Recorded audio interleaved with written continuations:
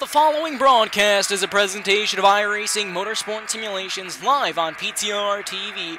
We'd like to thank all of our partners for their support. He may get the run on the outside, off of the back straightaway.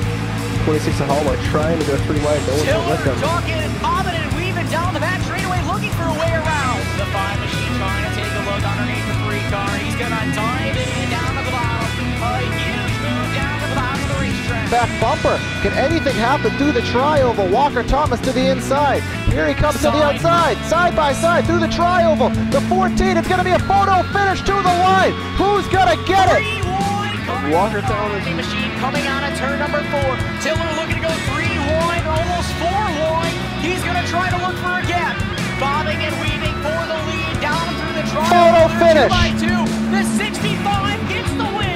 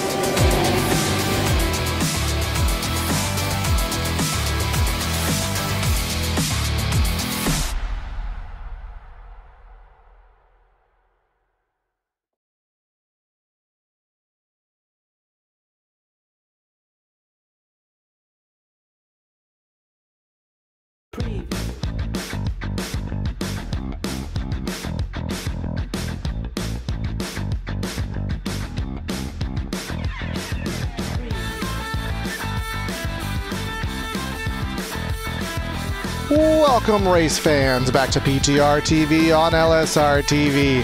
Been a little bit, but we're back with you for the Integrity Racing League as we hit Sin City in Las Vegas at Las Vegas Motor Speedway. First round of the playoffs here.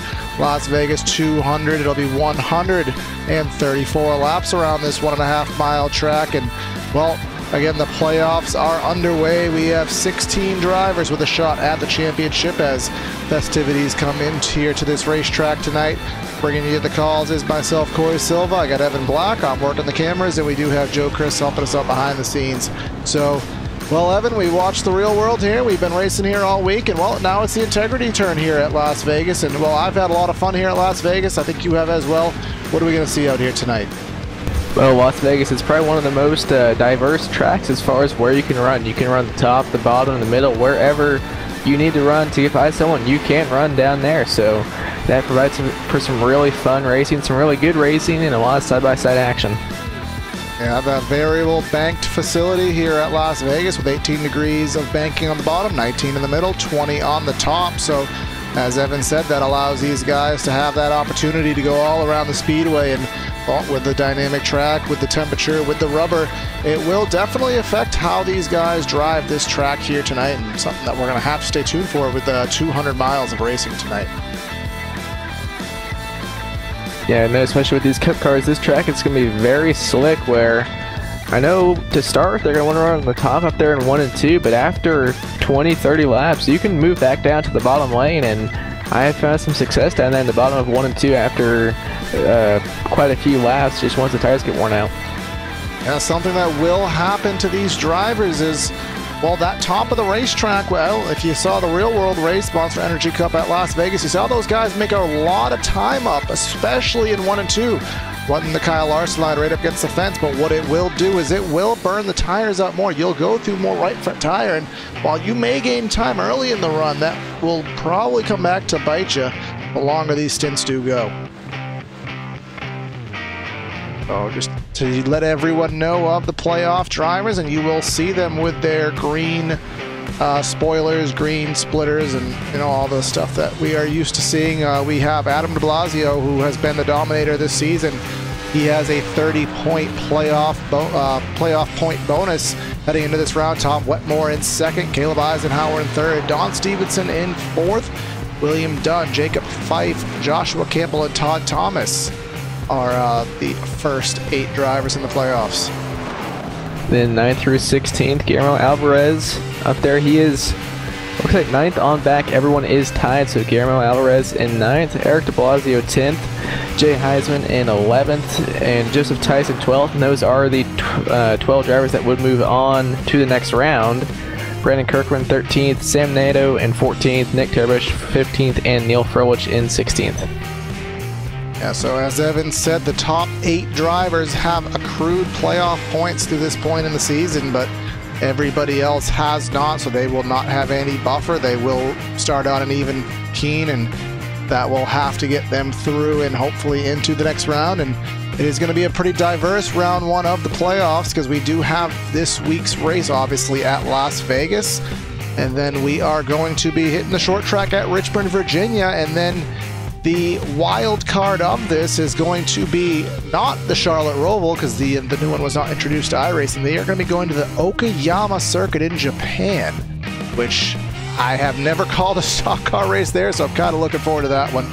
But without further ado, these guys are lining up on the front straightaway, so let's give it to you. The PTRTV on LSRTV starting lineup here from Las Vegas Motor Speedway.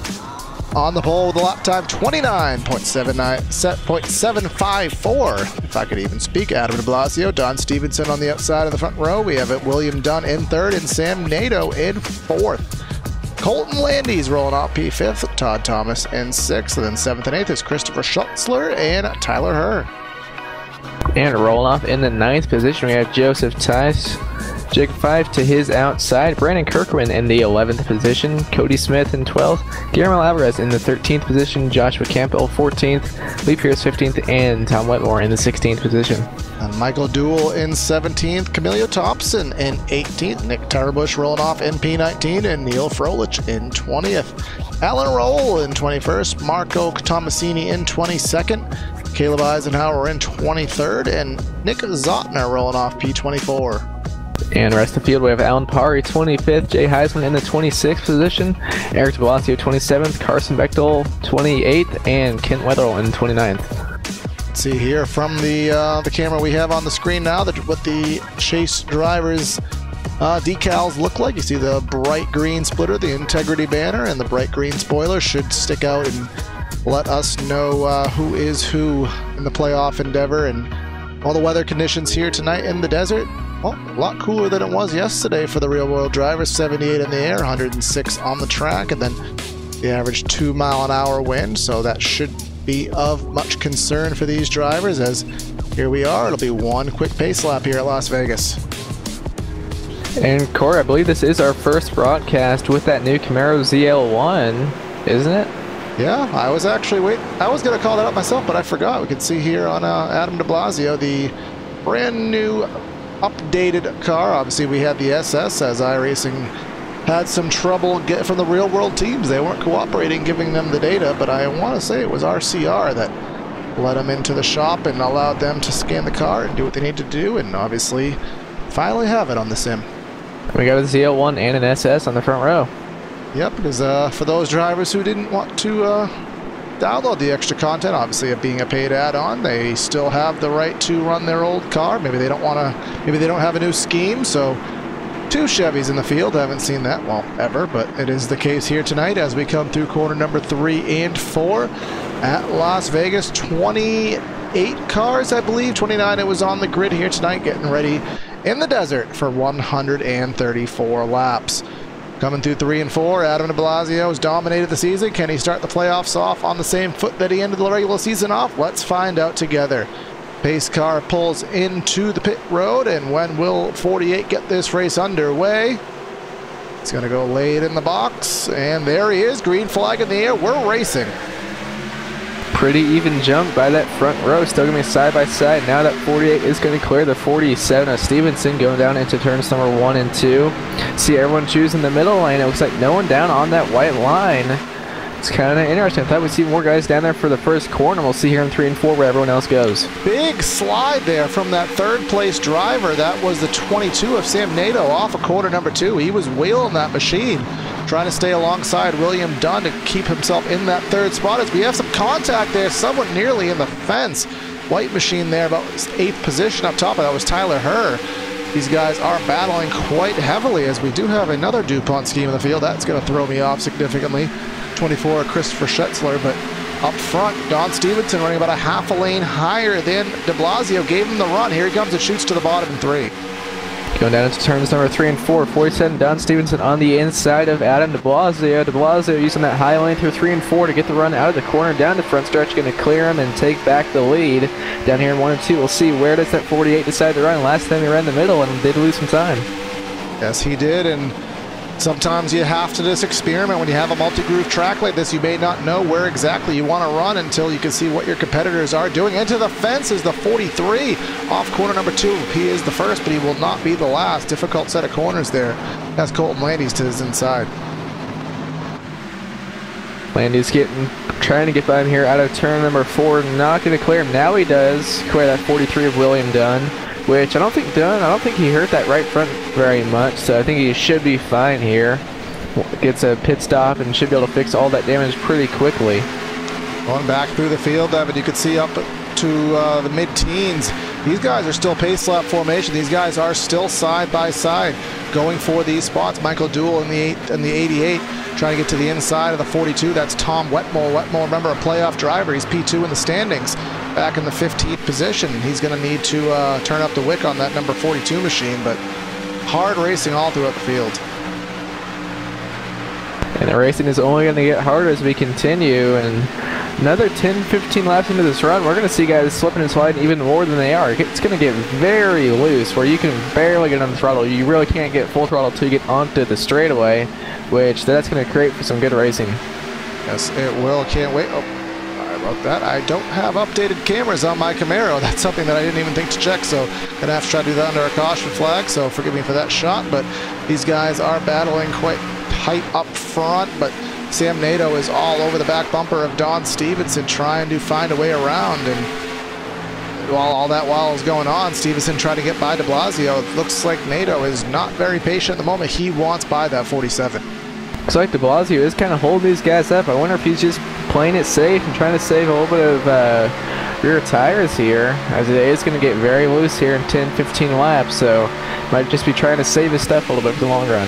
Yeah, you will see that. I know I haven't quite raced the Monster Energy Cup machine, but I've raced many a time in the Xfinity car here, and these guys who do save their stuff early in the race, well, they are going to have that prevail for them later in the run. Which we'll start to see here soon if that 48 is trying to save his stuff, because he'll start pulling away here soon. Probably 10 laps, he'll start pulling away if he is saving his tires, or if that 47 and 22 are just a little bit quicker than him. But the top 4 have kind of broken away here from 5th place William Dunn. And this top 4, they're pretty close still, within a half second. Yeah, man, we'll pull up the graphic here for the stopwatch and see how these guys are running. And you can see here the number 22 was the fastest driver last time by. Most all of them running in the 5/10 of a second bracket. And here comes the 22 battling Stevenson door to door, and nope, he will lose that momentum. And here comes Colton Landy. He's looking to the outside, looking to the inside.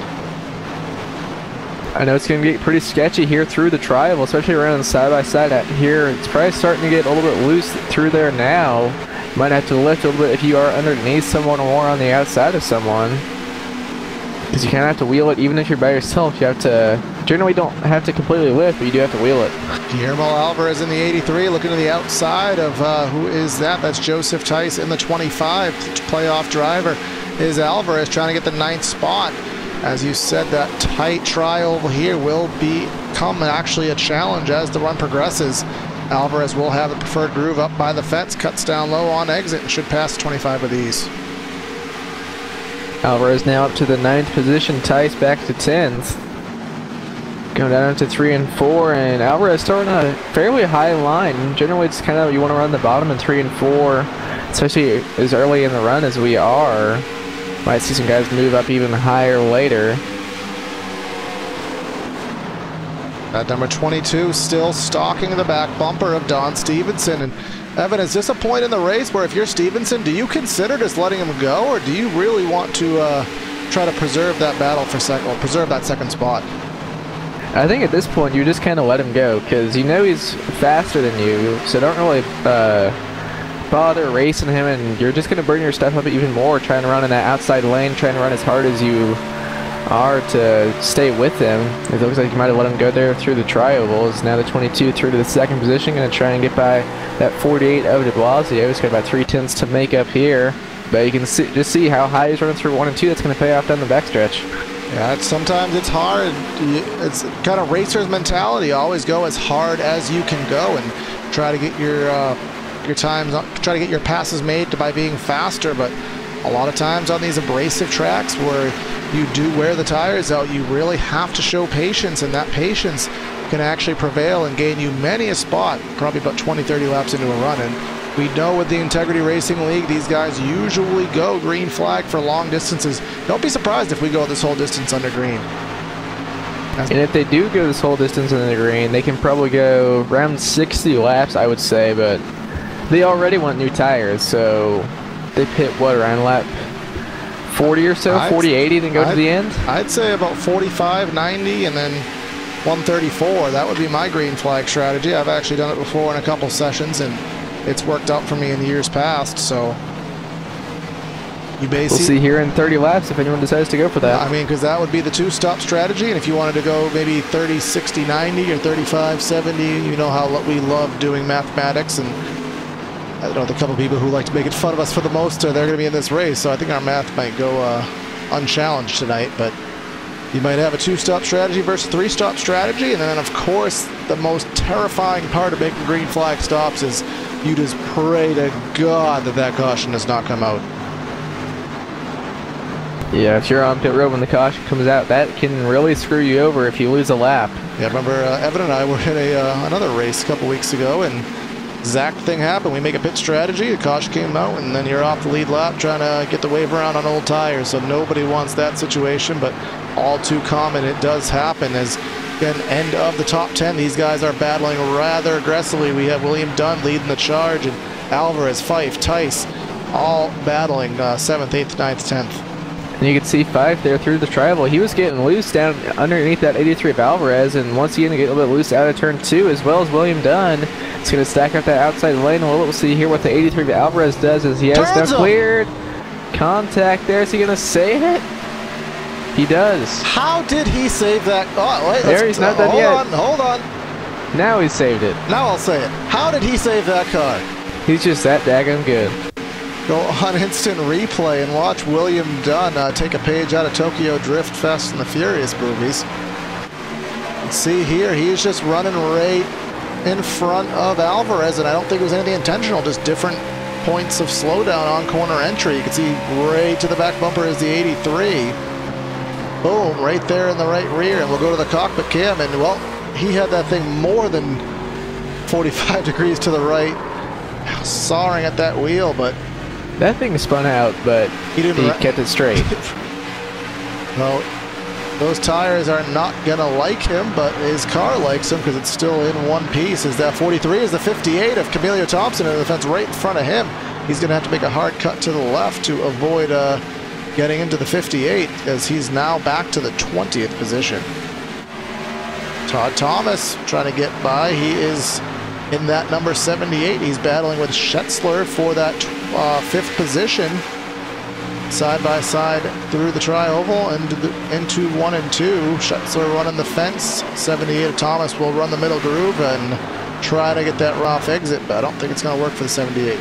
His 24 got a bit loose there. He wasn't as high as the 78 thought he would be, and there's almost a bit of contact there. The main thing with running the very top in 1 and 2 is you need to be able to cut down on exit the corner. Because if you stay up there for the entire corner, it's going to get really, really tight where you just have to get out of the throttle.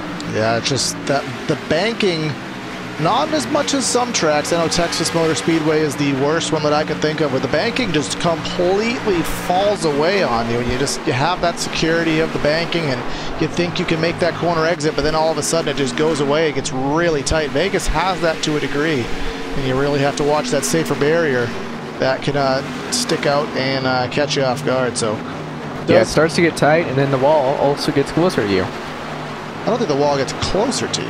The wall is not mobile, but it sure as hell feels like it does. Well, with the safer barrier, it kind of feels like it. Yes, as the 25 of Tice getting by the 78 of Todd Thomas. You can see there how just loose they're getting through the tri-oval, which is something you usually don't talk about, but with these Cup cars, they lose rear traction very quickly.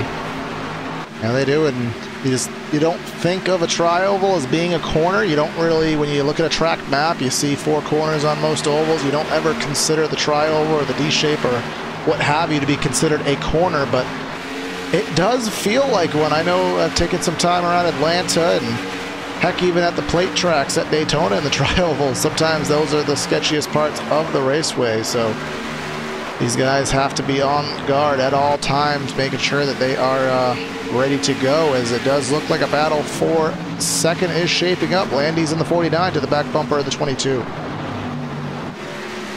Looks like that 22 is starting to fall off a little bit here as he's dropped off the back bumper of the 48, and now the 49 of Colton Landy is trying to get up to his back bumper. He's there now trying to get by him, and that 22 he's driving in pretty deep into turns number 1 and 2, but you can see just on the exit of the corner he does not have a very good run, but the 49 got loose as well.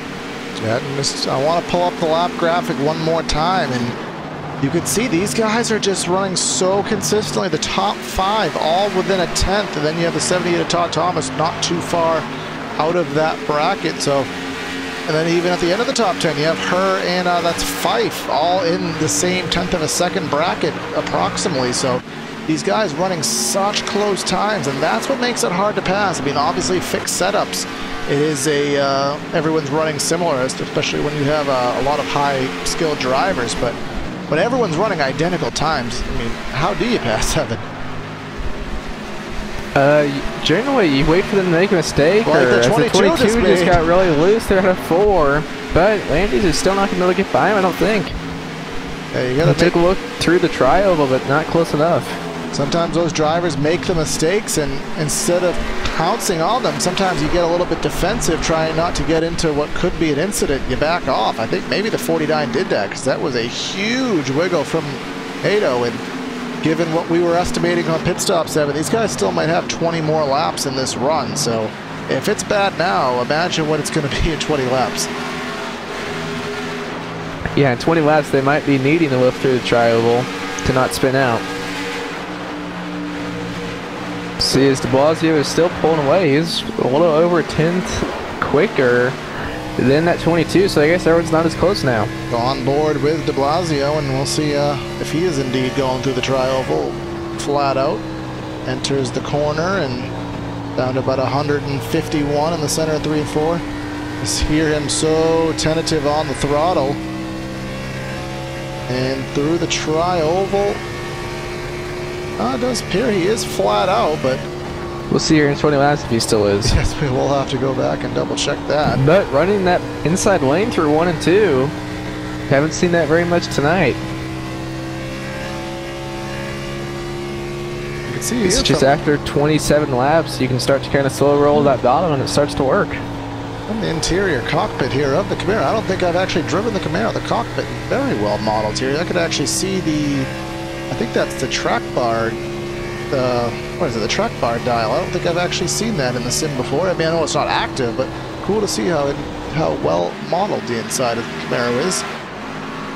Guess I don't drive enough Cup cars to actually appreciate it, but been well done by iRacing as Nato is, I'm sorry, de Blasio is pulling that to a 1.2 second lead, and does look like Landis has temporarily at least dropped off the back bumper of Nieto rather, and then obviously Landis in third. Stevenson is just a little bit, a half second off of them in fourth, and then Joseph Tice running in the top 5, about a second off of them, and then your top 10.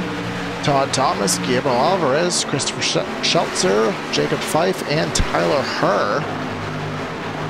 And Corey, Landis, and Tice were both quicker than de Blasio, as someone is really low. Is that Tice? Did he get into the wall at 2?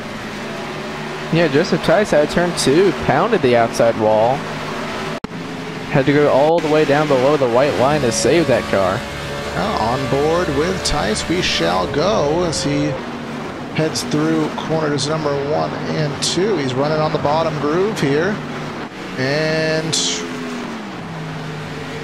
he just, I mean, it didn't look like he got tight. He was just slowly just drifting it on up the track and just ran out of real estate.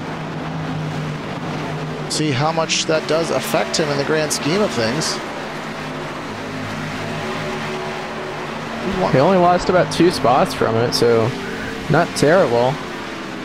But that right front does look pretty damaged. We'll see if he can get all that fixed on this first pit stop. Probably not if it's under green. He's not going to want to lose 15 or 20 seconds under green. And something I do want to note is we do have one of our playoff drivers looking at our chase grid here. Caleb Eisenhower. He is shotgun on the field right now in 29th position. He's 3rd seed in the playoffs. So I don't know if something happened to him or if he just doesn't have the pace this week, but that is a big seed driver to be running shotgun on the field, and he's about... He was 3rd in practice. And I don't see him having pitted at all.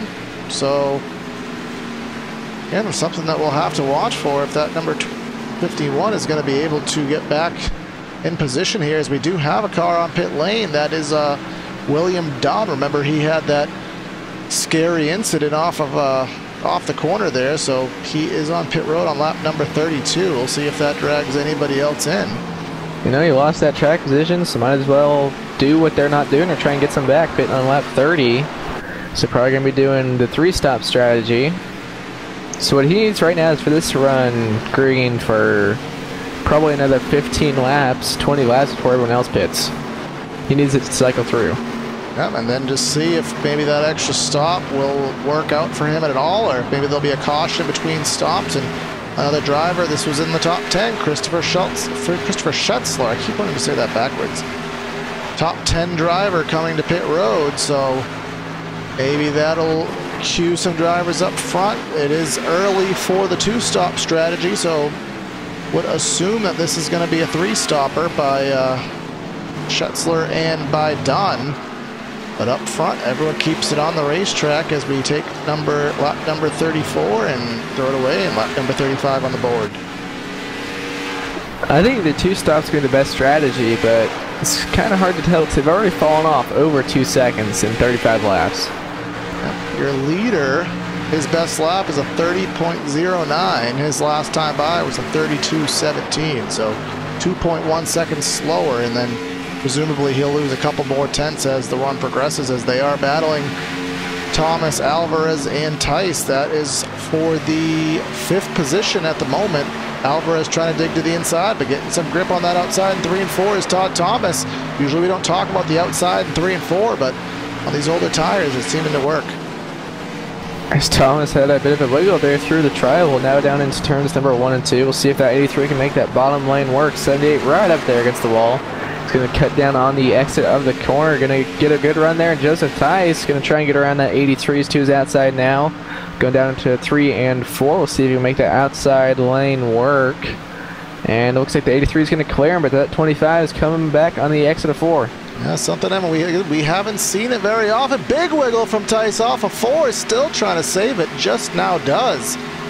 And as you can see him just wobbling through the tri-oval there, but we've really seen that upper groove in 3 and 4, to be honest, both in the real world and in iRacing, really has been working better than we've ever seen it here at Vegas.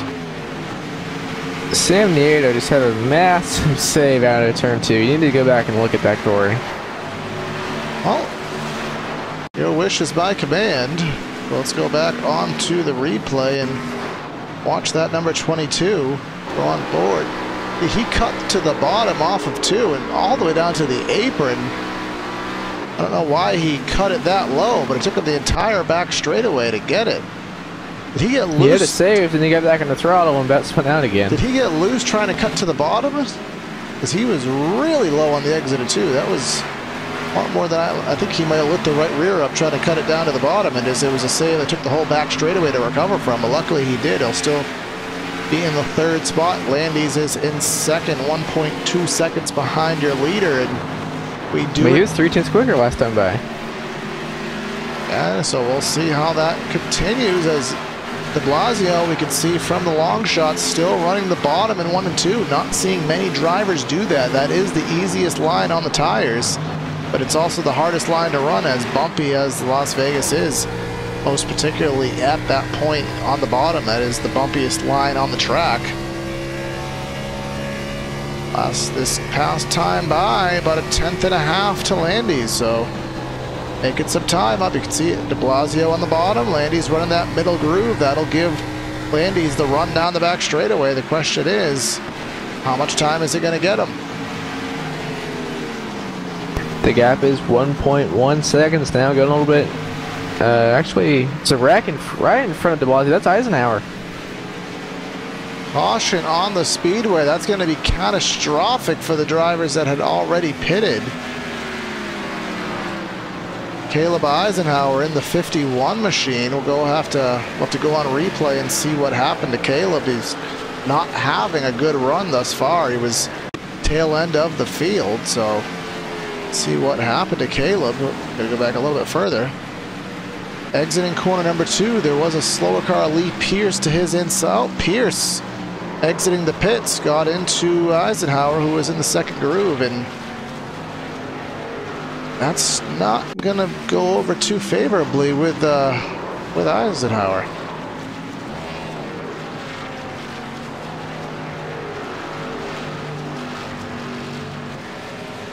Watch one more time from the onboard of Lee Pierce. Pierce was coming up the track out of exiting the pits, and I don't think he had any idea Eisenhower was there. He just ran his own line and, whoops, sorry, buddy. Yeah, he just kind of ran the top of the 1st lane, which that really didn't give enough room for Eisenhower. Eisenhower was assuming he'd run the very bottom, but he was running the top of the 1st lane. Yeah, so fortunate chain of events there for Eisenhower. Hopefully he can get back into the race, well, with competitive power anyways, but pit road is a busy place. You're going to have to see some wave arounds for the drivers who already came to pit lane. Should be 4 tires and fuel from everybody without doubt. Let's see what happens on the race off pit road. De Blasio really spun the tires there, and Landis gave it a fight, but won't have enough. So that is the race off pit road, and we're going to catch our breaths here and get ready for some more action. So we're going to step away for a brief side-by-side and be back with you for the restart. Stay with us.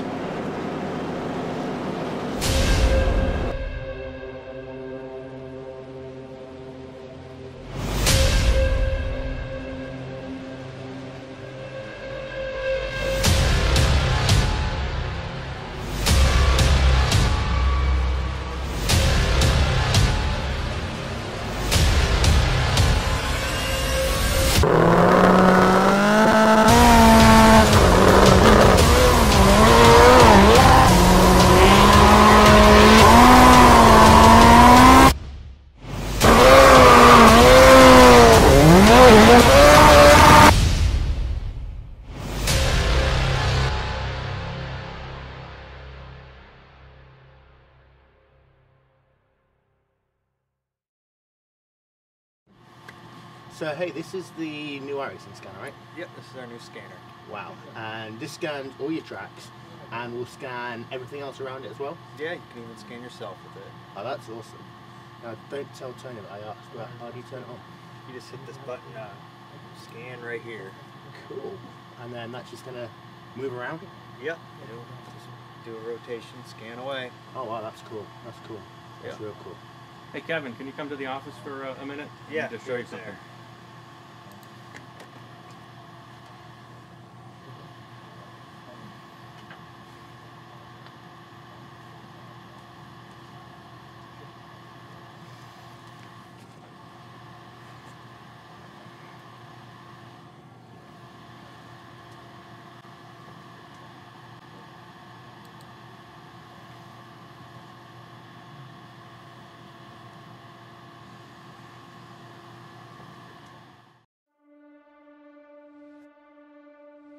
When I was 16 years old, I was working at a Goodyear tire store, and my boss actually built an old dirt car, street stock Monte Carlo. Went with him one night, fell in love with it. It was a hell of a race, hell of a party, and a big fight afterwards. I was like, this is it. This is it for me. It wasn't long after that, I was driving an old 78 Camaro out of the weeds at that guy's farm. We pulled that thing out and made a race car out of it, and away we went.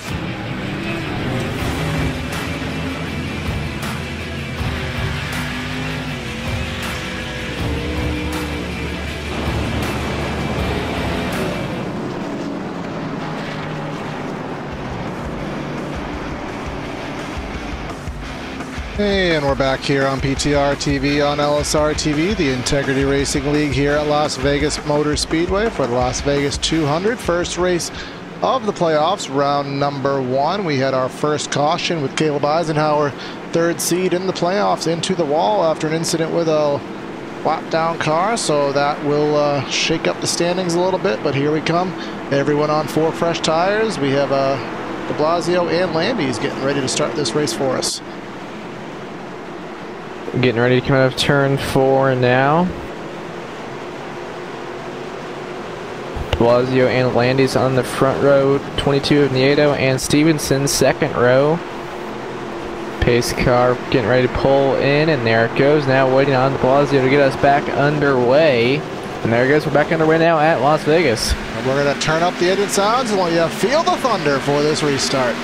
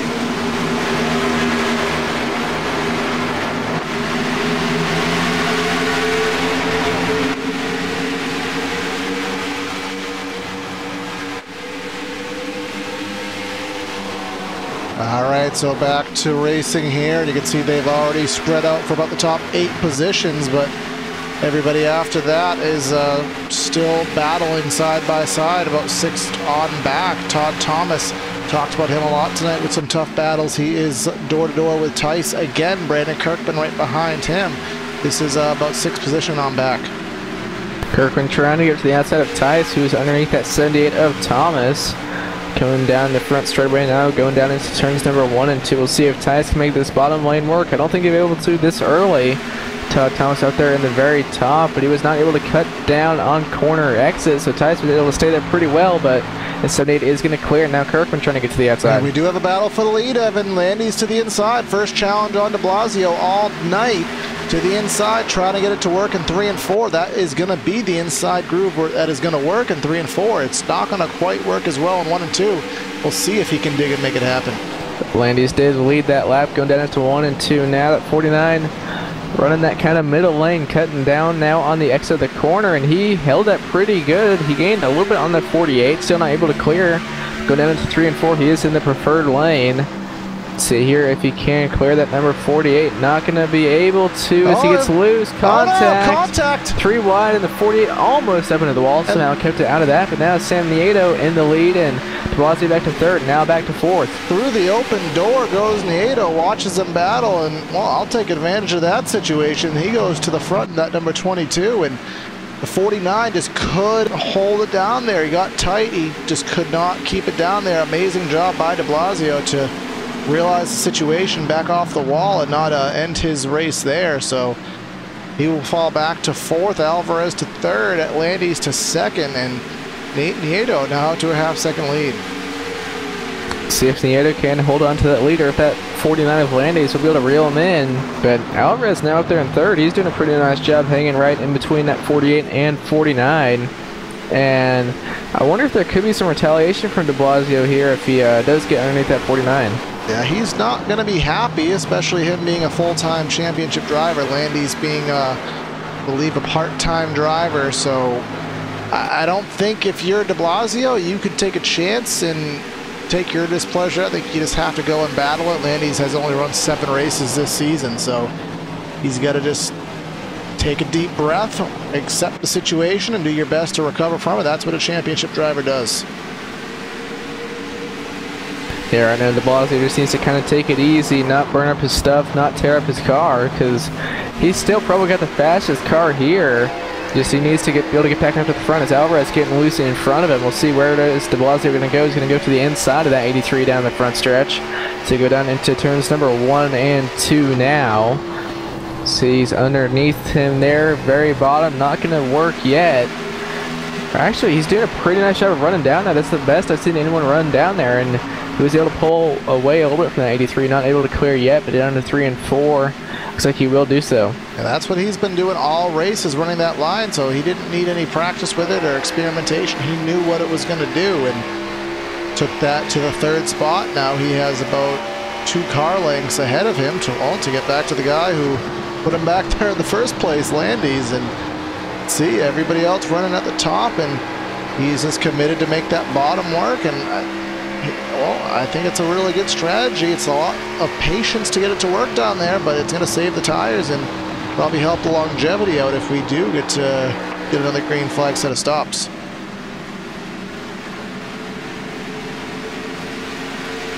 See if that 48 can reel in the 49 of Landis. Last time by, actually Nieto was the fastest car on track by about 800ths over de Blasio and just over 500ths quicker than Landis. So Nieto, now that he's up front, got that clean air, he's starting to pull away. Now, one thing that de Blasio is going to have to take note of in traffic that he hadn't had a problem with up front is when you have a car like Guillermo Alvarez right on your back bumper right now, he's that close to you and you run that bottom line, whether or not it is faster or not, you're going to open the door up top. You're going to get him the ability to wind up that car and get some momentum going. So he's going to have to watch out corner exit and make sure that Alvarez doesn't try to sneak a gap on the top.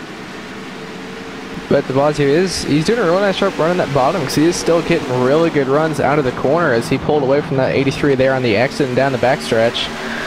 Coming through 3 and 4 now, and looks like last time by, Landis was a little bit quicker than our leader of Nieto. We'll see this time what the case is, and 900ths quicker for Landis, and de Blasio was the fastest car on track. It is between the top 2, and it was Landis by about a 10th, but of course de Blasio, he's the only driver that was in the 0.0 second bracket last time by. We'll see how that changes as we take lap number 57, 10 laps away from the halfway point. And these green flag races, they do fly by.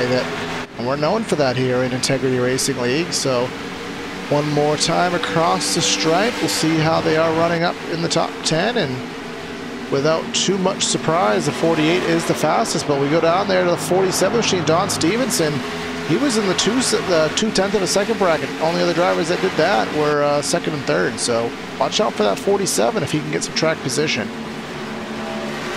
We saw this in that first run that Nieto, he had really good speed there to start, but just at the kind of middle and end of that run, he really fell off, and now he is starting to fall off already a little bit earlier than he did last time. But actually, he was quickest car of the top 5. But Don Stevenson was actually the fastest on track last time. Stevenson in sixth position right now. He has the 42 of Tom Wetmore. Wetmore, we talked about him earlier in the race, running about 15th position while he's gotten himself into the top 5. Question is, can he stay there? And well, Don Stevenson's trying to change that picture.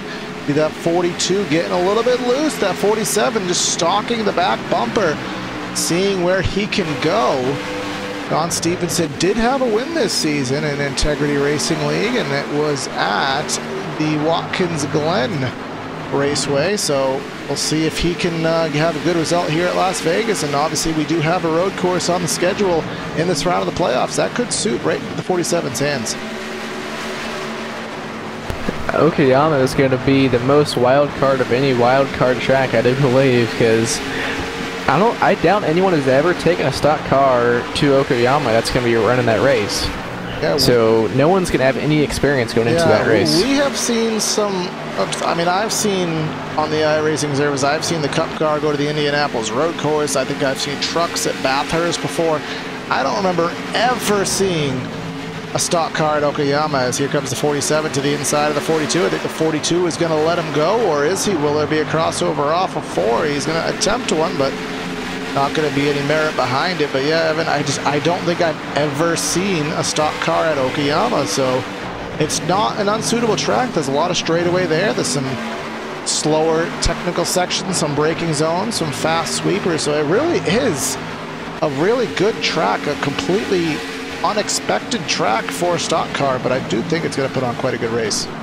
Yeah, whenever I think of a track to take a stock car to, probably the last track I think of is Okayama. It's kind of a track you just forget about, but it's a very good and fun track, and I think it'll put on a really good show with these stock cars. It is a free track for all members on the iRacing service. Comes with your subscription, so not something that it's not going to be a European track that maybe for an oval racer may not own. So we'll see how that does, what race that does provide. But de Blasio has gotten to the back bumper of the 49. He tried getting the inside to work, had a little wiggle off of 2. He'll have to reset both of these guys, and the meanwhile closing in on Nieto. Landis and de Blasio had that contact earlier. I really don't think anything is going to happen here retaliation-wise, but we just need to kind of remember that and keep our eye out. I doubt it will happen, but there's always the chance.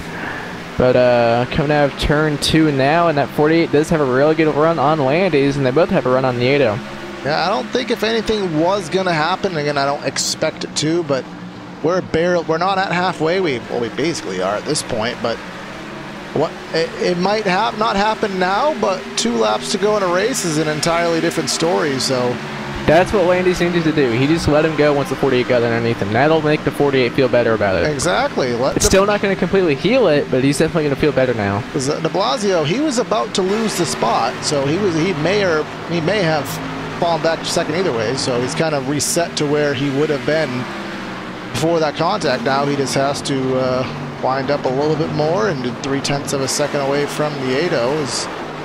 We have Stevenson trying to get up to 4th position. That 47, we're talking about the lap times he's clicking off. Well, he's trying to pass that 83 and trying to get into the 4th spot. He will do just that. He's only about 1.5 seconds behind the battle for the lead, so gotta keep an eye. He passed the car, and he was the 2nd quickest car on track that lap. The quickest was de Blasio, but Stevenson was passing the car, so that's going to slow him down. So I think Stevenson might have a run for these top 3. We're going to have to keep an eye on the stopwatch, but as lap 67 goes on the board and halfway will become soon completed in 1.5 miles, let's have a through the field here for the Integrity Racing League here at Las Vegas. Sam Nieto is leading the race. Adam de Blasio is in 2nd. Colton Landis is in 3rd. Don Stevenson in 4th. Guillermo Alvarez in 5th. Tom Wetmore in 6th. Tyler Herr in 7th. Joseph Tice in 8th. Jacob Fife in 9th. And rounding out your top 10 is Brandon Kirkman. And rest of the top 20, we have Nick Terbush in the 11th position, Todd Thomas in 12th, Joshua Campbell in 13th, Marco Tomasini in 14th, Jay Heisman in the 15th position, Camilio Thompson in 16th, Carson Bechtel in the 17th position, Leo Dunn 18th, Alan Parr 19th, and Alan Roll in 20th. And rounding out your field is Eric de Blasio 21st, Eric de Blasio in 21st, Michael Duell in 22nd, Nick Zotner in 23rd. Kent Weatherall, last driver on the lead lap, in 24th. Neil Frolich is lucky dog position right now in 25th. Chris Schetzler in 26th. Remember, he had got caught off the lead lap there in that green flag set of stops. Chase driver, playoff driver Caleb Eisenhower, 27th. Remember, he got into the wall there for that caution that we had. Cody Smith is behind the wall, and Lee Pierce is in the pits fixing heavy damage. And Adam de Blasio has caught up to Sam Nieto up front. Less than 0.2 of a second separating those two as they go down into turns number 3 and 4. Both drivers all right on that white line.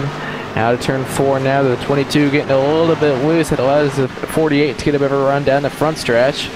Let's get ready to go down into turns number 1 and 2. We'll see what lines they ended up running here. 48 probably going to go down in the bottom. Actually, he's going to stay in the middle lane as the 22 goes up to the top of the middle lane. And you can just see the run the 48 gets. He's able to cut lower on the exit of turn 2, and he got a huge run down the back. Yes, he did, and he's just showing what he's had all race. And, well, he wasn't the fastest driver at the end of the last run, but I think he's making some progress now. He's making significant progress, cuts it to the inside, running the white line in 3 and 4. That gives him that run, that momentum through the corner, leads him down the straightaway door to door. Nieto uses the top of the track to his advantage, gaining that momentum, but right to the white line is that 48. He gets there through the center. Can he hold it on corner exit? He didn't hold completely side by side, but he did gain a little bit of time. Now through 3 and 4, we'll see, can he make another run at him? Not going to be able to here, but this is kind of bringing Landis and Stevenson into the mix a little bit. Stevenson only second half back now. Gained 3/10 in about 3 laps there. Yes, he did. And, well, Evan, at this point, we're 30 laps in, and we love saying pit stops, but it was lap 45 where these guys were about to pit last time before that caution. That lap's soon approaching. That puts them right around lap 85, which is 50 laps to the end. So I'm assuming it's going to be a one-stop battle to the end. Do you want to stretch it as long as you can and shorten the last run, or do you want to short pit it and come as soon as the window opens? I think you want to come down pit road between lap 85 and 90. Just kind of split this run in half. I know we'll have some guys pit around lap 80 and probably some guys pit around lap 95 or 100. But I think 85 to 90 is kind of going to be the sweet spot. So we'll see how these drivers play it out, and if the top drivers do one thing and the end of the top 10 do another, that is to be determined. But it's going to be a tight battle up front, and who is Tyler Herr is trying to get by, or actually I don't know which side of the battle is happening right now, but Wetmore is to the inside, Herr is to the outside, Tice behind this, Jacob Fife gaining some spots in 8th, trying to close in on this battle as we come down the front straightaway into 1. And Corey Guillermo Alvarez lost connection to the server, so that's going to put him 3 laps down now, 4 laps down now. Yeah, he's back still in 27th. Yeah, he's still not back in. So again, that's another playoff driver who has had some issues, and that's not what you want, especially with a wild card race with a road course in, and Richmond, a short track, anything can happen. And then we have Talladega in, so these playoffs are really, really difficult, and you really want to maximize these, well, if you will, normal races, because a lot of difficult tracks ahead.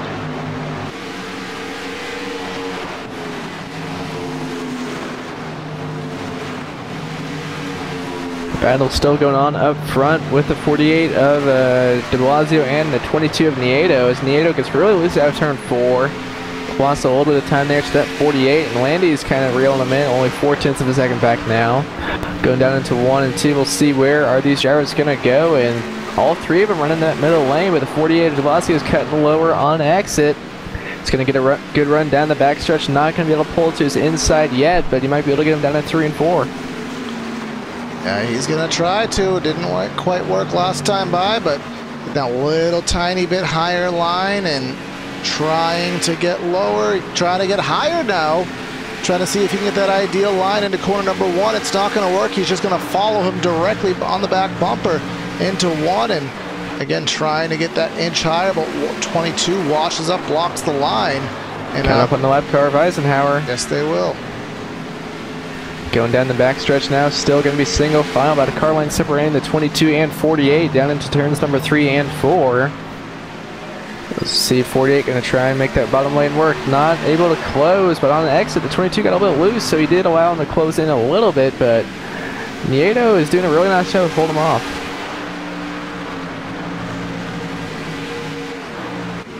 Yeah, I really didn't think it was going to be this long that he was going to be able to hold them off for. I really thought that de Blasio was going to get his opportunity and sail, but he hasn't been able to. And also Landis, he has not dropped back, which I expected to happen. So top 3 under a blanket here as laps tick away. And here is Tyler Hurt losing a spot to Tice. And Tice, well, tried to take that spot, both getting sideways off of 4.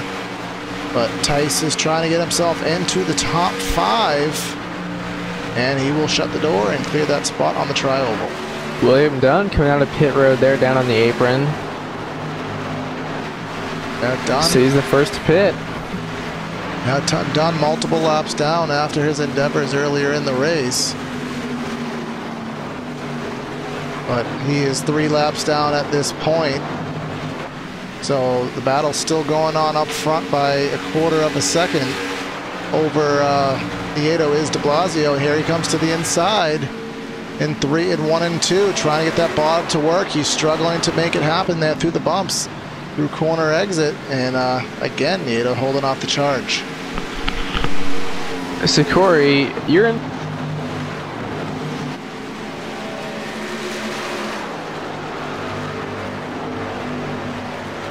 Well, at this point, you know nothing's going to happen, and you know a pit stop is in the near future. So, I mean, what do? I just kind of hang back and not try to screw up and not maybe get into an incident trying to get by him. You just have to, I think you just maximize your green flag pit stop and try to get by it that way. I don't want to force anything and get into an incident, get loose, get on the throttle too hard, spin out. So I would err on the side of caution if I was de Blasio at this point.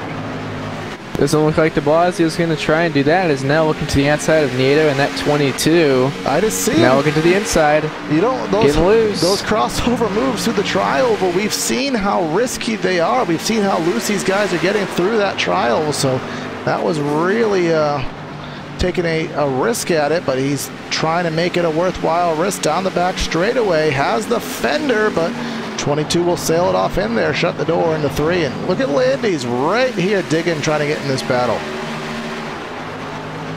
Also, William Dunn trying to come by and unlap himself. He should be able to do that pretty easily on those fresh tires. Will this have any effect on the leaders as he gets by, depending how he tries to get by them?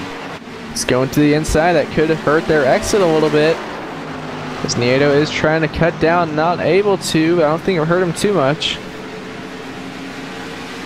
No, I think they all did a good job getting by, and Dunn tried his best to get out of the way and not affected as we do come to take lap number 84. And again, de Blasio, he was able to cut there off of the exit of 4. And, well, this is probably the best run he's had. Nieto is going to have to sail it on the top of the track. And he's going to do just that. De Blasio may clear for a split second, but he's going to have to leave the door open because the 22 is going to have the momentum down the back straightaway. That's the beauty of the top line, because he can clear through the center, but just on the exit of the corner, you get such a big run, you're able to get right back to his quarter panel, and he's going to clear him through 3 and 4. Nieto back to the lead, but the 48 de Blasio is still trying to get by him, and now Landis right there too. Now Landis is just sitting here waiting. He's like, I don't know if I want to follow a line, I don't know if I want to get in this, or if I just want to wait for something to happen, but we're within 50 to go, so you could go from this point in the race and finish it off to the checkers if that is your choice. It's just going to be a matter of we're 43 laps into the run. Here comes Alvarez on fresh tires. See, where is he going to go? Is there side by side for the lead in front of him? See, where is that 83 going to try and go? And there's still a side by side down the front stretch. He's just going to wait behind him. And this is horrible for him because he needs to get all the time. Actually, he's well out of the race at this point. Excuse me. He's 8 laps back. Remember, he had his connection issues. He wants to see if he can get some laps back because there may be some positions available for him, but he doesn't want to get in the way and interrupt this battle. So he's going to the top in 3 and 4 and easily going to get by him there. And here comes Here Landy's comes- pit road as Nieto oh! gets loose. Is Landis? Yes, he just, I thought he was going to miss pit road there. He locked it up just at the cone. I don't know if he made it in there, but up front, Nieto did lose the lead. That's the easiest way to pass right there. Just wait for him to make a mistake and sneak by on the inside. Now we'll watch it here from the replay.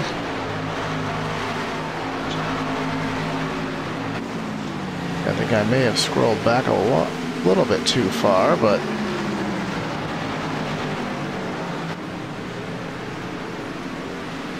Landy did make there it pit road is. and pit road speed. Up there it is, that big wiggle off of 4, and as you said, the easiest way to lose the lead. And now, Evan, if you are Nieto right now, would it have been in your best interest to pit immediately and try to minimize that mistake on the stopwatch? It really depends on what his strategy is to begin with, because he might be trying to run long here, and if he does that, he doesn't want that little mistake to just kind of kill his strategy. Because if he pits in 5 or 10 laps, he's going to lose a lot of time, but he's going to have 5 or 10 lap pressure tires where he might be able to get back up to him. And de Blasio still has not pitted. Yeah, so the question is, as Schetzler has gotten by, is a lot of drivers on fresh tires starting to get by who've already made stops. It's just going to be a matter of how long do you want to make this run, how short do you want to make the last run, and it's just, I mean, you could try to make it as close as possible if you want to make Here it. comes Data. Oh, here he comes, and He's he getting loose. does not make it look simple, but he does get down to pit road smoothly. Now this is going to be the million-dollar question. Does de Blasio knows he can look on his telemetry in that car on his relative screen, and he knows that Nieto came to pit road. Does he choose to pit this time by and negate that tire advantage that the 22 may be going for?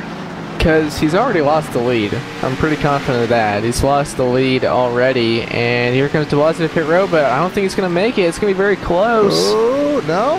Just barely getting down to pit road speed. He came in a lot hotter than the rest of them. Yeah, that was a risk. We never talked about Las Vegas Motor Speedway pit road. They did make it easier when they reconfigured the track in the late 2000s, but it's still not an easy feat coming onto pit road. You really have a hard left-hander and right off the banking to get onto pit lane. Luckily, they did make it a curved pit lane, which does make things a little easier, but still, especially on older tires, not very simple getting on pit roads, but he got everything he could get, and we'll have to see how he does end up in relation to Nieto.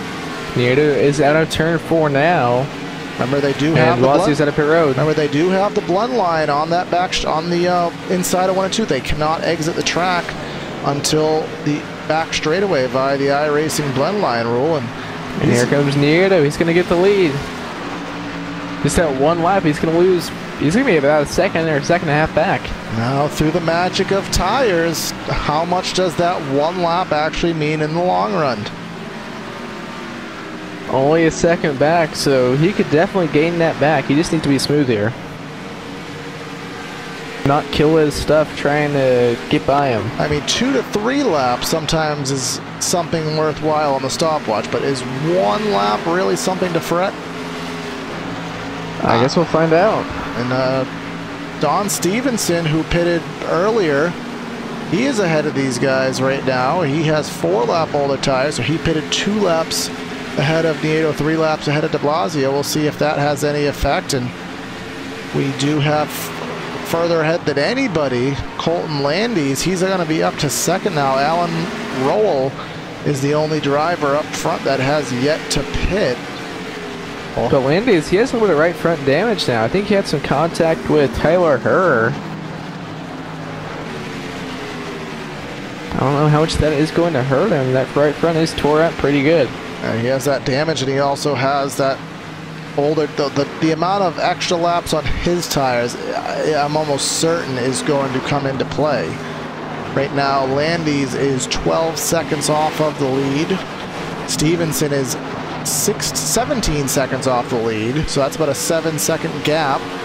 Nieto, well, he's right there. He is about to pass Stevenson, well, as we speak. And then another second back to de Blasio, so it's 7 seconds separating Landis in this battle right here. So there's going to be mathematics about 40 laps to gain those 7 seconds. But remember that tire advantage in the favor of Nieto, Stevenson, and de Blasio.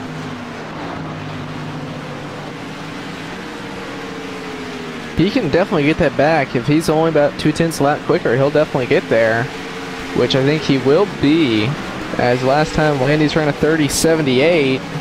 See what Nieto runs here. Ran a 30.76, but that was getting by Stevenson.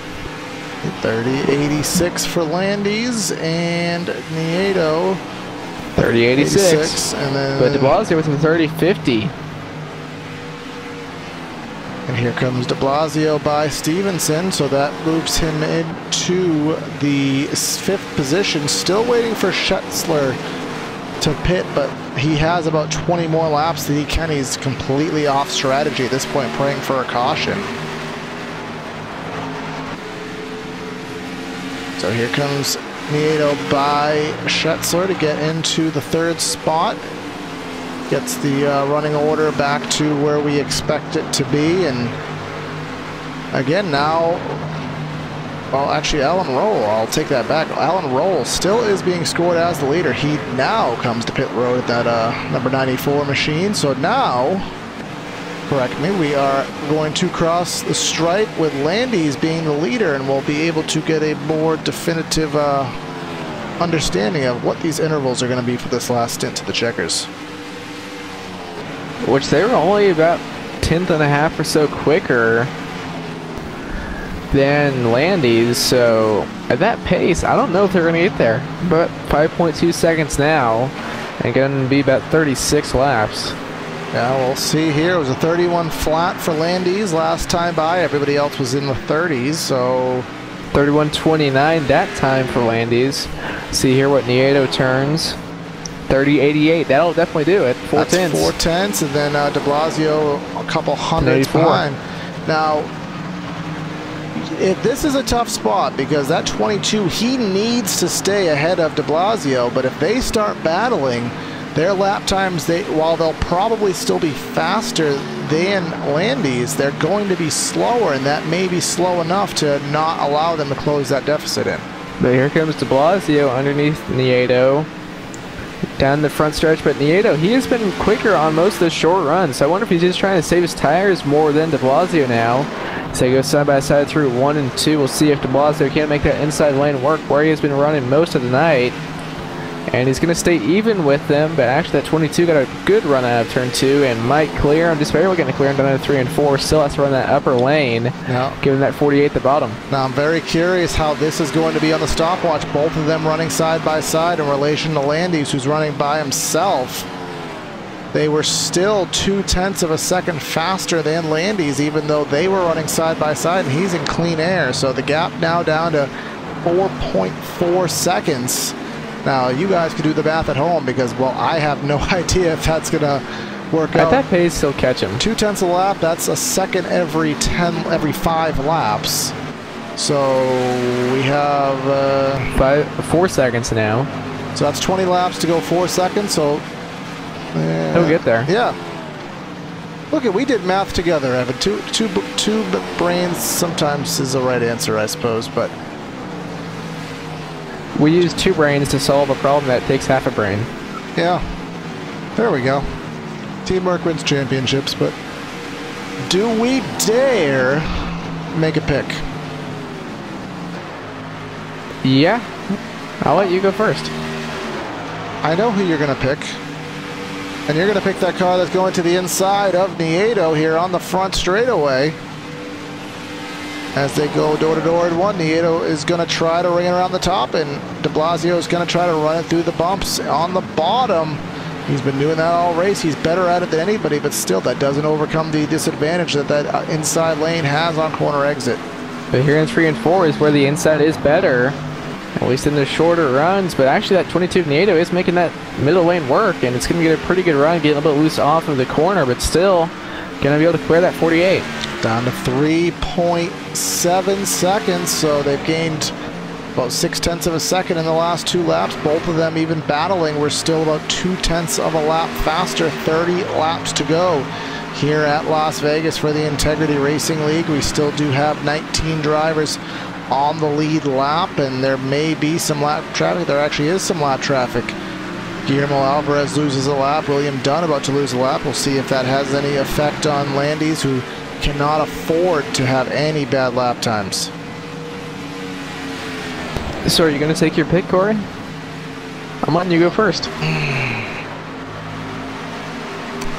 Can I wait until 1 to go? No.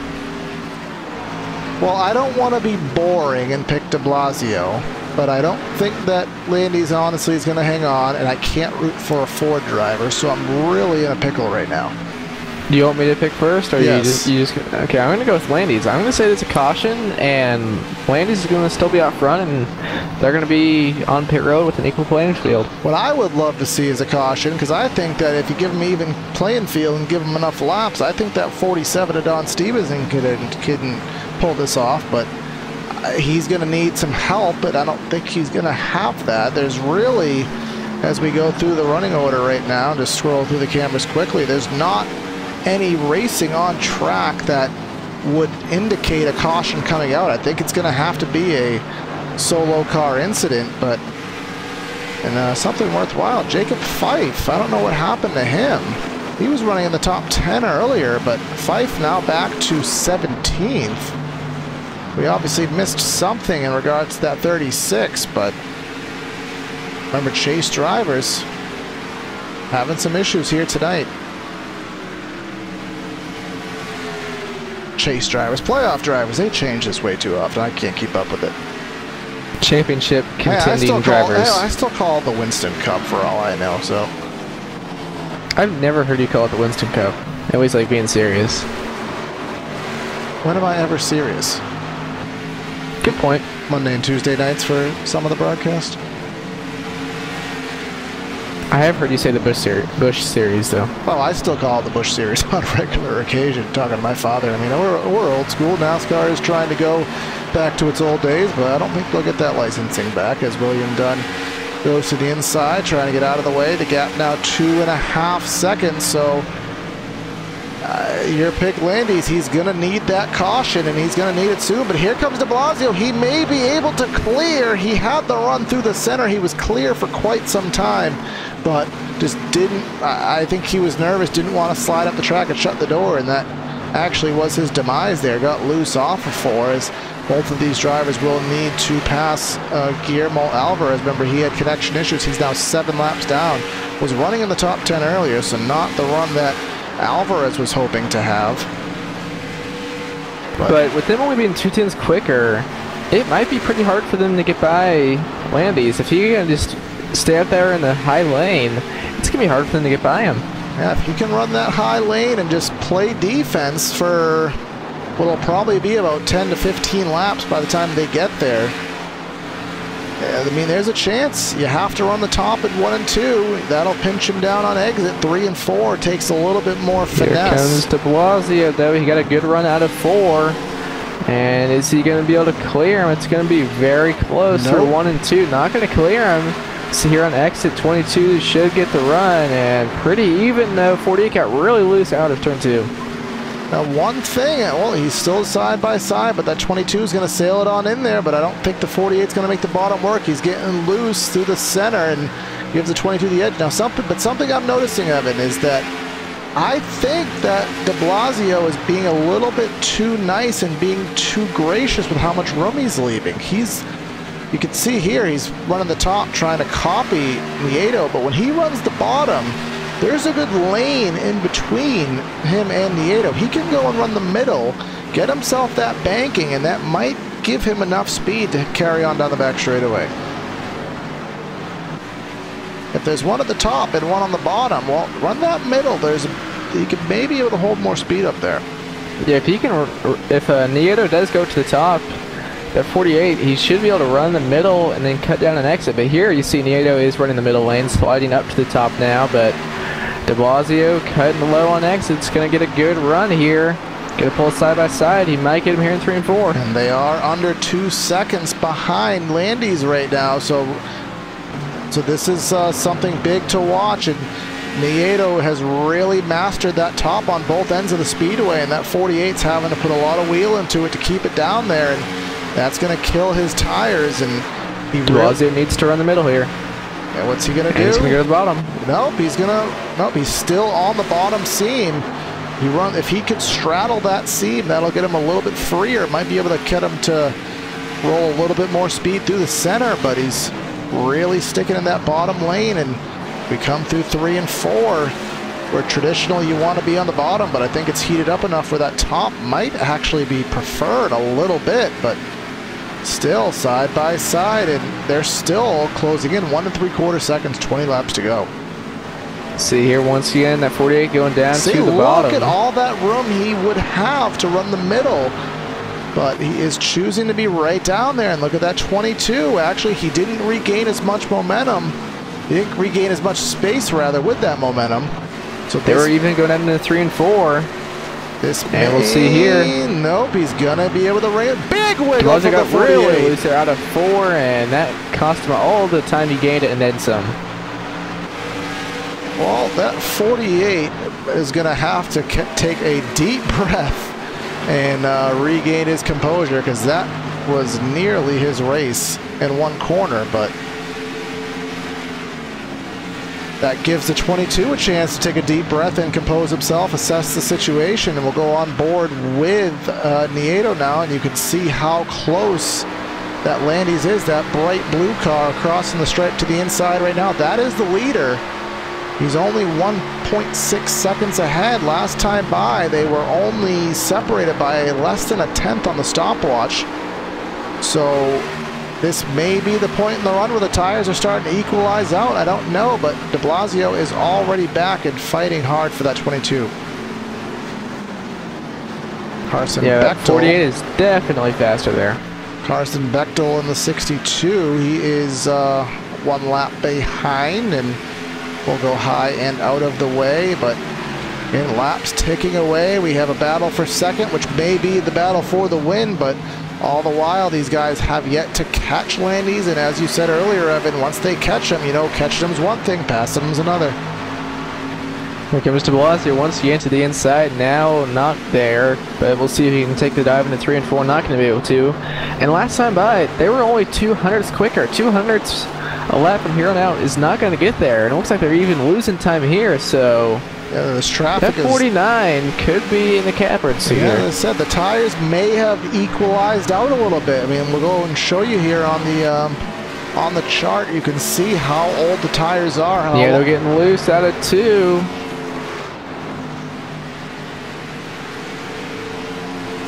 Yeah, you can see on the chart here, 32 laps on the tires for the 49, 29 for the 29 laps on Nieto, 28 laps on the 48. So that is what these guys are dealing with, and they are dealing with Jacob Fife right now. 48 is stuck right behind him, cuts right down to the inside. Nieto is going to have to run the bottom. He's not used to that. He's going to morph himself all the way up to the track, get into his groove, but opens the door up for the 48 one more time. Wiggle again from the 48 down low. Blasio got a really good run there through 1 and 2, 3 and 4. Now he's going to sail it off in there.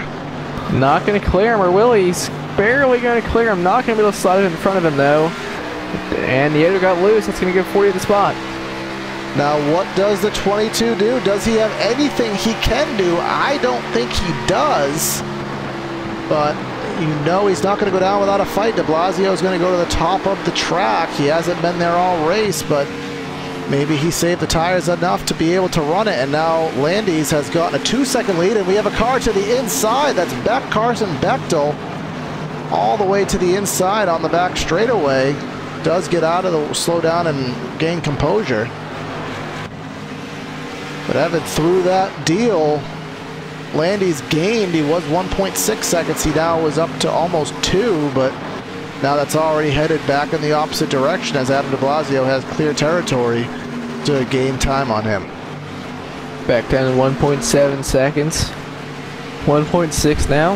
And remember, the iRacing cutoff lap is 5 to go, approximately. So after any incident, 5 laps to go. If we do have a yellow, there will not be any restarting of this race. So I know that sometimes in my mind, when I'm in second place, I almost want to subtract 5 laps from that, from the to go, so you kind of battle almost as if there's 8 to go, because if you're in second and a caution comes out with 4 to go, well, it's all for naught. And Blasio with 3/10 quicker last lap. If he can keep that up, he's going to get there. But still, even 3/10 quicker, even if he does get there, if that 49 could roll to the top, it's going to be hard to get by him. You could see that 49 struggling significantly through 3 and 4. He was just wiggling and wobbling throughout the entire corner. So even if he can hold the top in 1 and 2, I don't know if he's going to be able to finesse the car enough through 3 and 4, as de Blasio does have a lap car passing him on fresher tires. That's the number 52 of Nick Zotner, 2 laps down in 22nd position. Because you could see that now that de Blasio has gotten away from Nieto, he's running about 2/10 a lap quicker than him. But you saw how hard it was for him to get by him, even though lap time wise he's 2/10 quicker.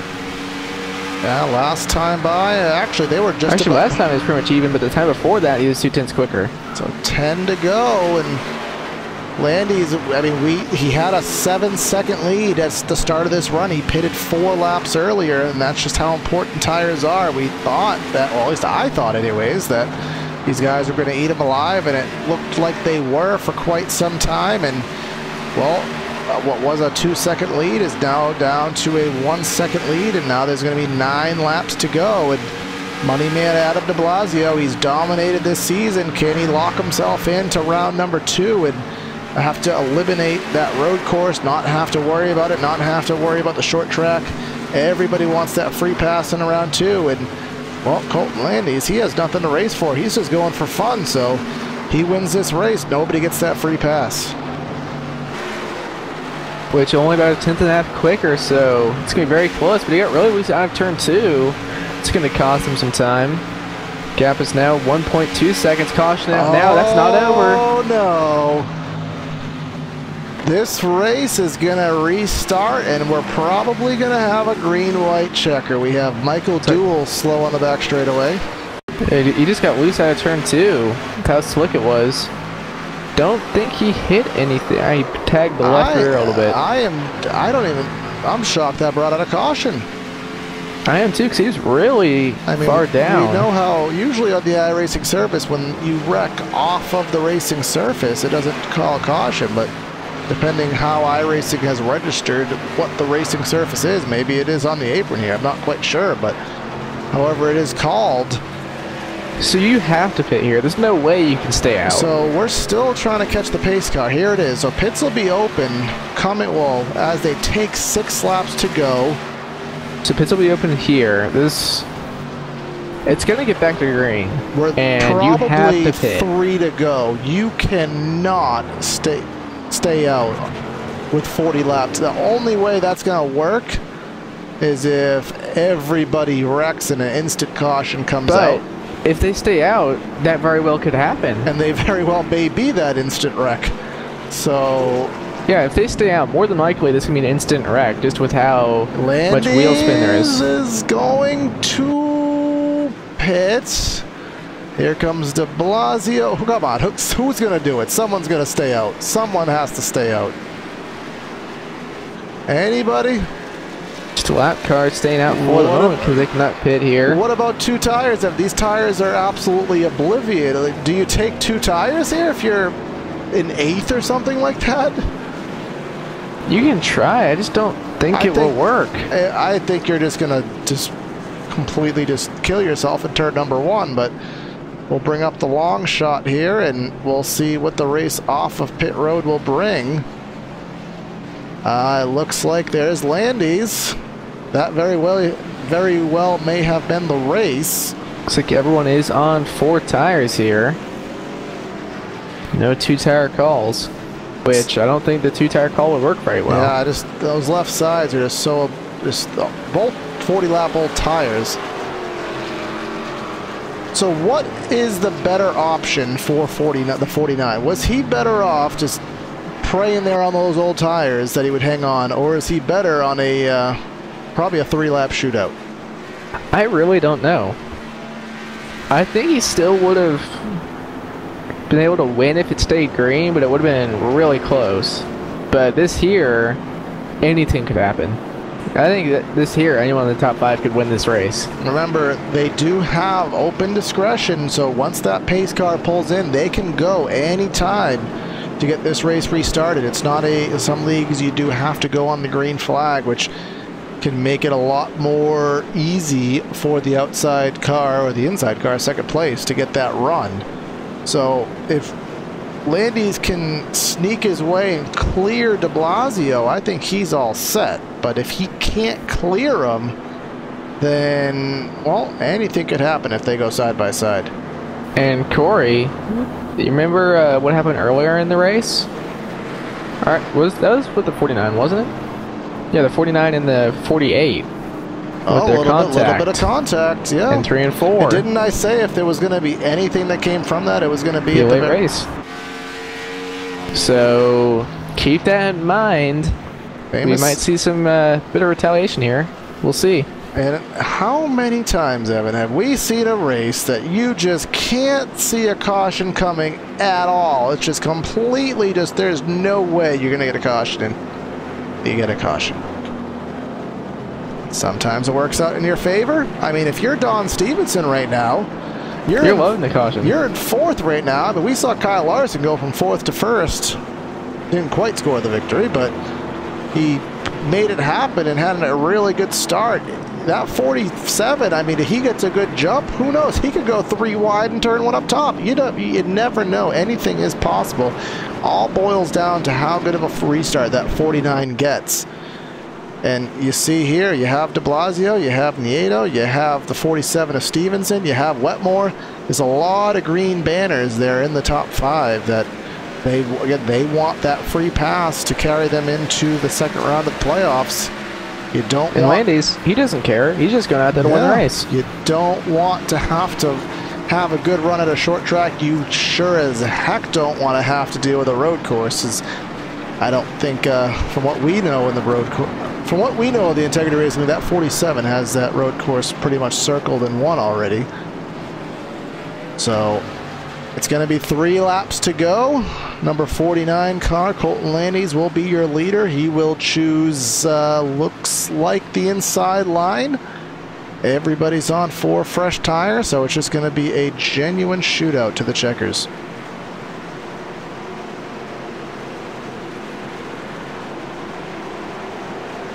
Getting ready to come through 3 and 4 here with Colton Landis up there on the front row. Adam Blasio in 2nd. In row 2, we have Sam Nieto, Don Stevenson. Row 3, Tom Wetmore and Joseph Tice. So you're ready to come out of turn 4 now for what will for sure be the final restart. As the pace car gets ready to pull down onto pit road. And there it goes now, waiting for Landis. When is he going to go? There he goes, back underway for the final time here at Vegas. He got a pretty good jump. He clears the 2nd row, and Nieto is going to try to stay to the inside of de Blasio, and that'll get them battling side by side. If he can, that'll definitely give Landis the jump that he needs. De Blasio is going to use that 2nd lane and clear Nieto, and has clear... Landis got really tight out of 2. Clears sailing for that 48 to try to get to that 49's back bumper. He's there. Going to be 3 miles left, 2 laps to go in the race, but look at Nieto all over the back bumper of the 48.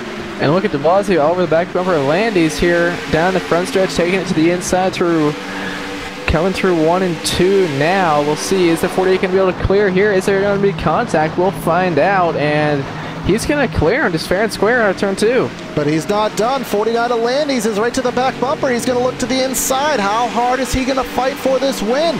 He's going to sail it down in there. 48 uses the top of the track. Here comes Nieto trying to find his way through here. 49 gets loose coming to the white flag lap. White flag out now with the 48 out front, 49 in 2nd, 22 Nieto in 3rd. Coming through 1 and 2 for the final time here. 22 way up there against the wall. Going to try and cut down on exit to get around, try and get around this 49, but the 48 has set sail. Yeah, 48 sees what he wants to see in that rearview mirror. He sees a battle for 2nd, because if they're battling for 2nd, well, they can't challenge him. Coming through 3 and 4 for the final time. Landis had the restart. He couldn't quite hang on for the 3-lap shootout, and that's going to give the win to who else but Adam de Blasio. Wins round 1 of the playoffs. 22 of Nieto coming home in 2nd. Then at the stripe, Don Stevenson gets by that 49 and takes home 3rd. So First on the restart, fourth on the final results for Colton Landy, so he's going to be pretty gutted about how that performance ended. So we're going to give the congratulations to Adam de Blasio on what is his 11th win of the 2018 Integrity Racing League campaign. So before we start the post-race show, let's go through and let you know how they ran tonight here at Las Vegas Motor Speedway. Taking the checkers was Adam de Blasio, getting the win on that final shootout, led 52 laps, puts the 48 in victory lane yet again. Samuel Nieto, good run, couldn't quite pull it off, finishes in second. Don Stevenson in third. Colton Landy drops back to fourth. Tom Wetmore in fifth. Joseph Tice in sixth. Tyler Herr in seventh. Alan Pahari, Todd Thomas, and Eric de Blasio, your top 10. And Nick Tervish coming home in the 11th position. Marco Tomasini in 12th. Jay Heisman 13th. Joshua Campbell 14th. Alan Roll in the 15th position. Rest of top 20. We have Brandon Kirkman, Christopher Schetzler, Carson Bechtel, Jacob Fife, last car in the lead lap, and first car lap down, Michael Duell in 20th. Then we have rounding out the field, Nick Zotner in 21st, William Dunn in 22nd, Kent Wetherill in 23rd, Neil Frolich is in 24th, Caleb Eisenhower is in 25th, Guillermo Alvarez, Camilo Thompson, Lee Pierce, and Cody Smith round out the 29 cars that took to the Speedway tonight. So we're going to step aside for a brief moment, allow these guys to get into the booth and get some reactions after that exciting finish to the race here at Vegas. So you don't want to miss it. Stay with us.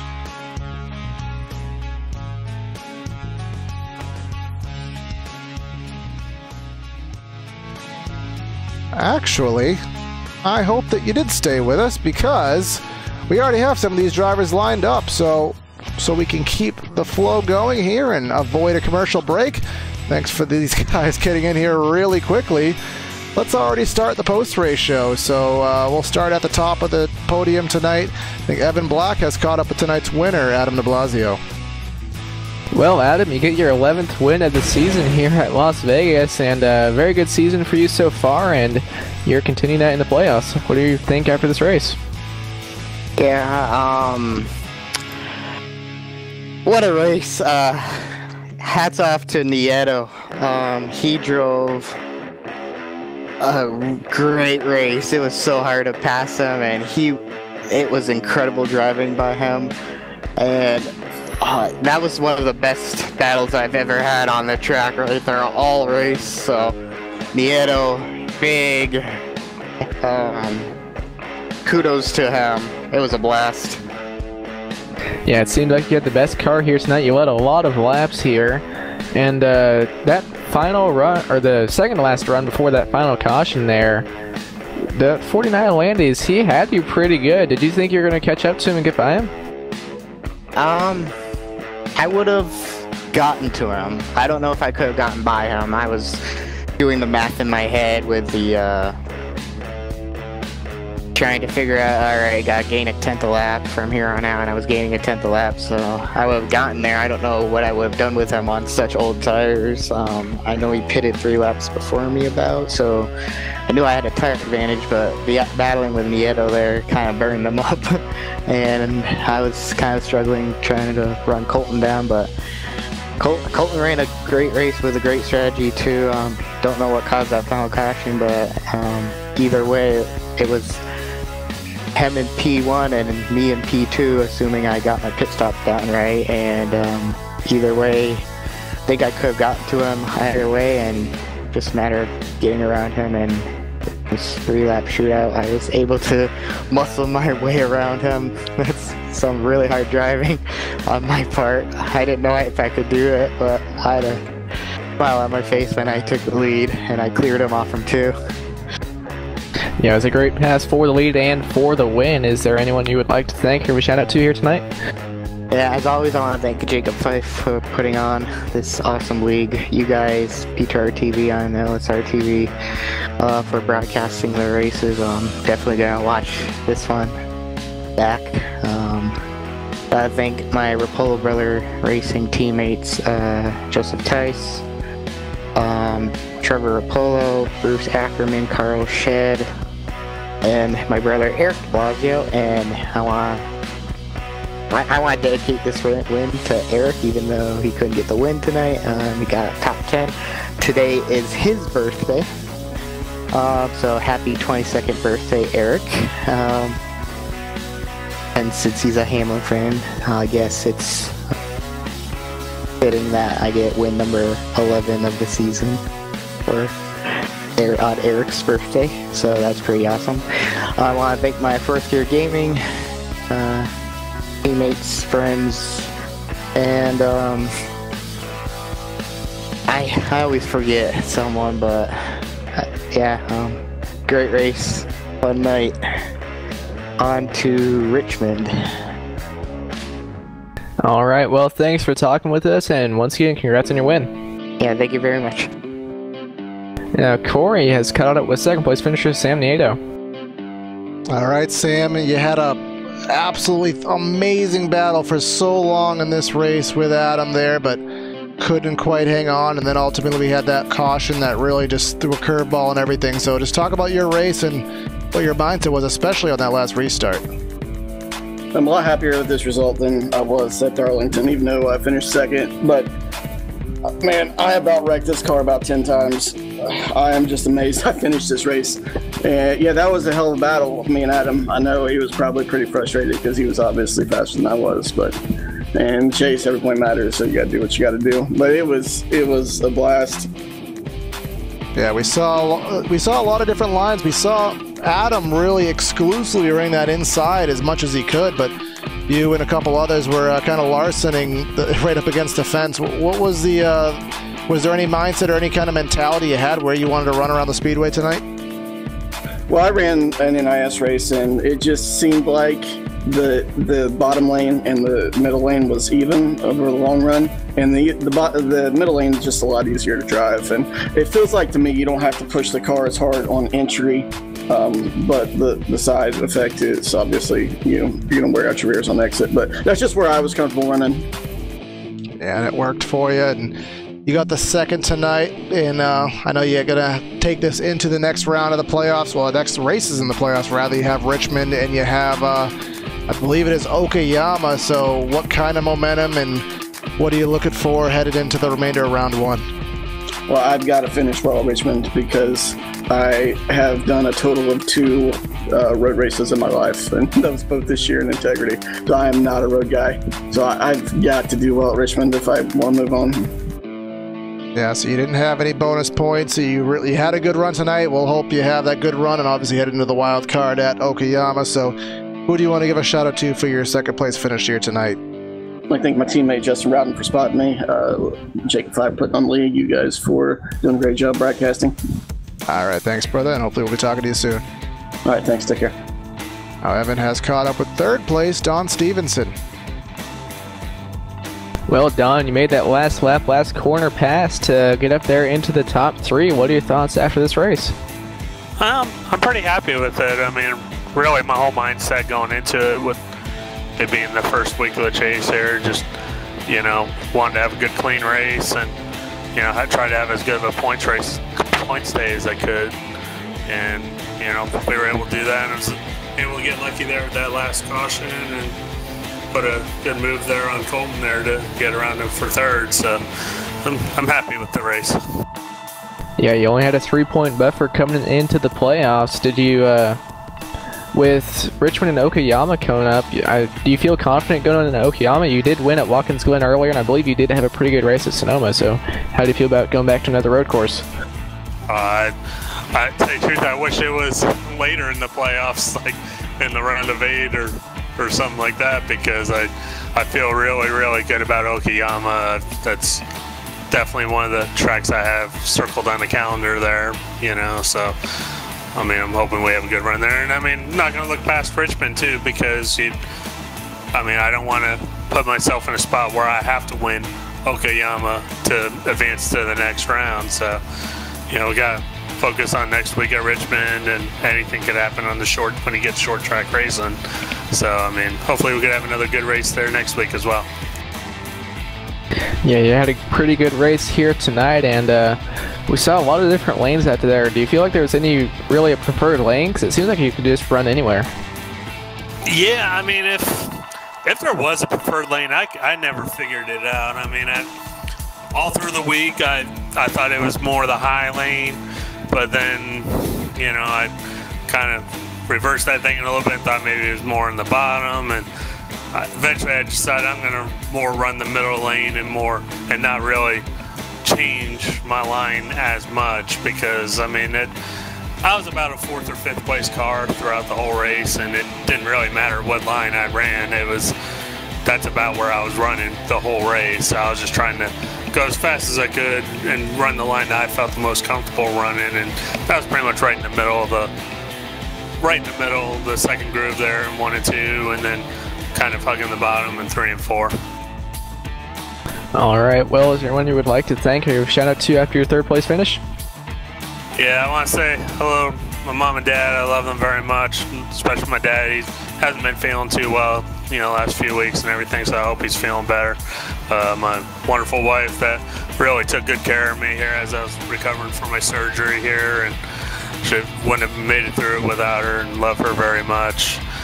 Integrity Racing League here, I mean, just an incredible league. I mean, it's the most competitive league I've ever raced in, and I mean, just a great group of guys, and you guys there in the booth for doing a great job broadcasting. All right, thanks for talking with us, and congrats on your 3rd place finish. Yeah, a little out of order on the interviews there. It was not the winner of the race, but a 3rd place finish for Don Stevenson, and wrapping up coverage tonight here at Las Vegas Motor Speedway with our PTRTV sponsors, Air Movement and Fabrications, Fruits Custom Graphics, our overlays by iBog, iRacing Broadcast Overlay Graphics, and we did use Track Cams 4 Gourmets for the views on the air tonight. So stay tuned to tomorrow here on LSRTV. PTRTV will be bringing you some American Sim Racing Series and their Twitchy Race Reports Cup Series from this very same speedway for the start of their playoffs. So if we saw anything like tomorrow like we saw tonight, we'll be in for a good show. So we want to thank everyone for tuning in as PTRTV winds up its broadcast coverage with Integrity Racing League and the American Sim Racing Series. As we step out of the broadcast realm, want to make sure that everyone watches these broadcasts and enjoys the coverage as we enjoy rounding out the 2018 campaign with you. So signing out of the booth is Corey Silva and Evan Block. Have a great night, and we'll catch you next time. Have a good night, and we'll see you tomorrow.